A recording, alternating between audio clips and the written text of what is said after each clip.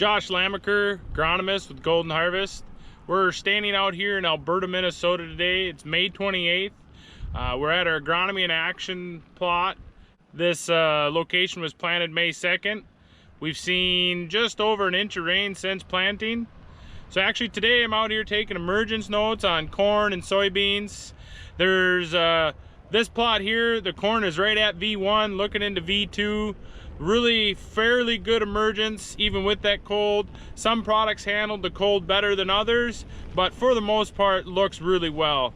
In the soybean demo, our soybeans are looking at right at that unifoliate, almost trifoliate stage. We also have a soybean seed treatment trial here in Alberta, and when taking notes on that, there really wasn't any visual differences until I got into the part where we were comparing Saltro versus Alivo, and you can really see the differences in the seedling damage and the root damage on the Alivo products versus the Saltro. So both these products are marketed for controlling soybean sudden death.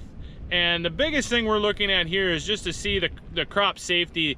And you can tell that on the picture where we're seeing the cotyledons are having that halo effect on the Alivo versus the Saltro has virtually no effects. And you can even see that damage all the way down into the root. So this is something that I found kind of really interesting today. One of the other things we've got going on out here in Alberta is our corn and soybean emergence trial. So in this trial, we've got a whole list of different things we've done for management. From ice, we put 320 pounds of ice down at planting, to rolling it, and nitrogen studies. Within the ice demo, you can see behind me, I've got a bunch of green little flags. So I flagged anything that was at least 2 growth stages behind the average. So most of the plot is up. There's, it's V1, but there's really like 4 leaves out. So I flagged anything that was 2 growth stages behind. So there's 15 flags behind me in that plot, and we're going to continue to monitor that throughout the season. Within the emergence demo, really in the soybeans, I haven't seen much damage even with the ice and the rolling.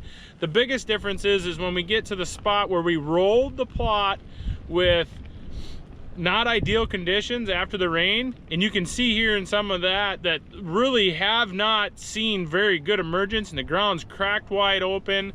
The soybeans are actually having a hard time pushing through that.